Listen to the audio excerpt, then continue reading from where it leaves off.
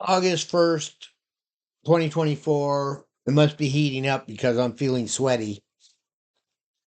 Um, yeah, humans, people first, humans. What I'm doing, another way we could put it, if we must, is I'm developing a human AI system.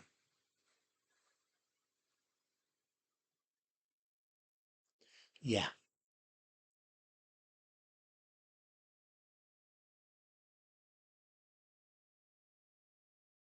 So, and I'm grappling from information systems, I'm grappling with knowledge systems, and after that, it'll be thinking machines. And after that, we'll finally get to intelligence. And after that is cognition. And after that is mind. Yay, we've arrived. And after that is sentience. And after that, well, what's after sentience? I would think a mind would want a body. So I guess Android, or as I like to say, the future is cyborg. So that would be the next of us. But being a human in Green Terra Mer LLC, your work, as much as we can get it, will be with an AI or the machine mind as a co pilot.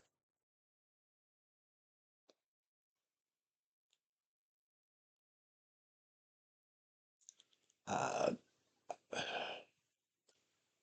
so the machine increasingly hyperpowers the human, and the human uh, teaches from experience the machine mind or the mind machine or whatever we're calling it. Whatever we're calling it this hour. Um,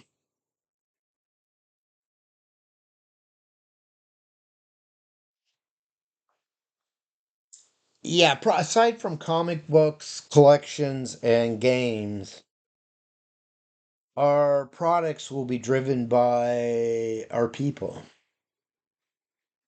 What do they want to do? I was talking to someone today that her thing was health and wellness. Surprise, surprise. Um, So I was telling her we can do that. We can mint NFTs that, are educational shows or books or whatever, information systems, yada de yada de, focused on health and wellness. As a coach, what do you want to tell people? We can mint it into a product and put it on market and sell it. Very good, evergreen. In fact, yeah, I believe healthcare is considered evergreen. Yeah, a lot of remembering back to my affiliate marketing days. That's a big because fear and guilt and greed sell, and it's so easy to grift and all like that with those because people want it so bad. Like somebody who has cancer, say, we sell a product that we're foolish enough to say guarantees your cure from cancer, right? Oh boy, you don't want to be doing that. You don't want to be doing that. Um, But products are out there like that, right? Right? Clinics or whatever. I don't know. Um, so we want to be careful to be more on a gentle advice when it comes to like therapy and stuff. And with Helen, not that you would interact with Helen. You'd interact with Bob or something. You're probably interacting with some kind of agent avatar. I think of. Do you remember Microsoft agents? The older group might remember that as Clippy. If you remember Clippy, John Oliver does. Um, See, we can revitalize some of that. I did a bit of programming with Microsoft Agents. It was a lot of fun. Another one was comic strip chat. They had a comic chat or whatever, which was just chatting, typing, and keyboarding back and forth. But you had like a character and word balloons where the verbiage would go in, and so it looked like you're living in a comic strip. Great ideas. Some point Microsoft dropped it. Guess it didn't qualify for the opportunity cost or something.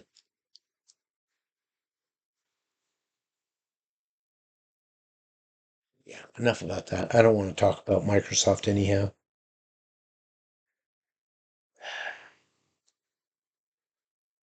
Two things you'd probably be wise not to mention around me. One is AI, and the other is probably Microsoft. I know too much about both of them. So what are we talking about? We're project managers. I guess then we need people also to morph into product managers. And we want to have co-pilot always. If we're running a machine, we should have an assigned co-pilot, human that's a co-pilot. If a human's trying to do something and work with our machines, um, um, it should have a human. We pair humans and the machine together. Okay, they work together. They help each other out. I already covered this. What are you bothering me about this now? Um. But it gives you an idea of what work would be like in Unicorn Mint and even more so Green Terra Mer LLC. Now you may get confused there, so let me clarify. Green Terra Mer is and remains the conglomerate. My first business, Bright Day Enterprises, was just that, called Enterprises. Enterprises has fallen out of favor as a term, but it's still true. What we mean is Green Terra Mer owns many businesses. Green Terra Mer owns LLCs. And if we have, well, here's an example. Okay, we're minting NFTs and developing for Web3. Let's just make that an LLC, all legally separate and contained in its own thing.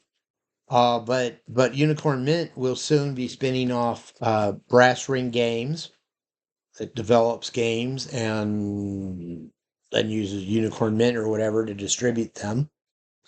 And I would love to start up Flying Pig Laboratories at some point, which does research.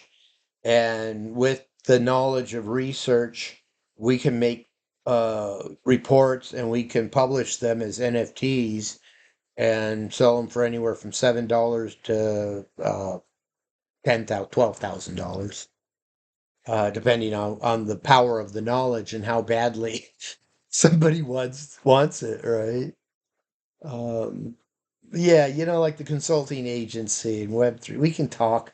That's enough for me right now. But when I get out of that phase of the startup, um, you're going to want to come to us for a knowledge report about whatever your project is, as kind of a or your consultants will want to come to us and say, hey, they've got the authority in this area and there's this product for $300 I can buy. I'm going to buy it for you, my beloved client. And everybody's love, love, love.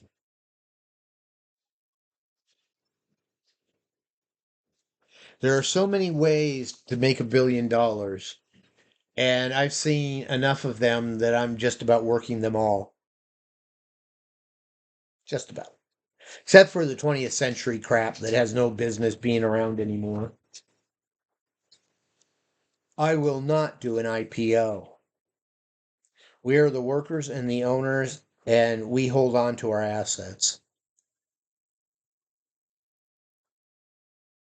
So I don't know. It's going to be interesting if and when somebody like Google or Microsoft or if some big fish wants to come gobble us up, which has been for interpreting years, for the last 30 years, has been one of the major ways the fortunes are made. You start up a .com, you work it for 2 years, and you sell out when the big fish come. And you're probably wise to sell out when the big fish come because if they can't buy you out, they'll develop their own and try to compete or they'll try to crush you somehow. We have no competition. But yeah, I don't intend to. Oh, have you signed the NDA? I'm going to be bothering people more and more. But of course, it's an implied NDA because that's one of the things I need my legal interns to do. I've done it before.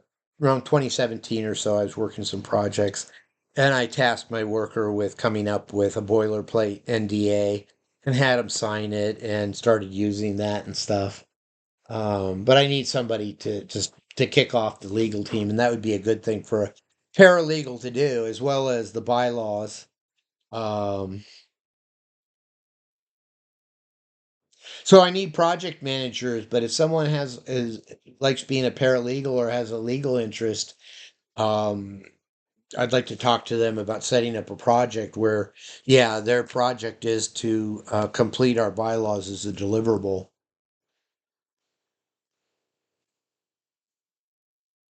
Got to be done. I've started working on it some, mostly conceptually. Like, oh, do you care about this stuff?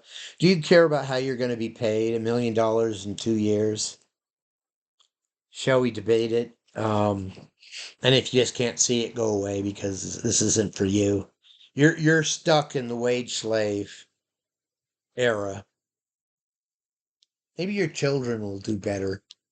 Yeah, maybe your children will do better. I don't know. Anyhow, I don't care.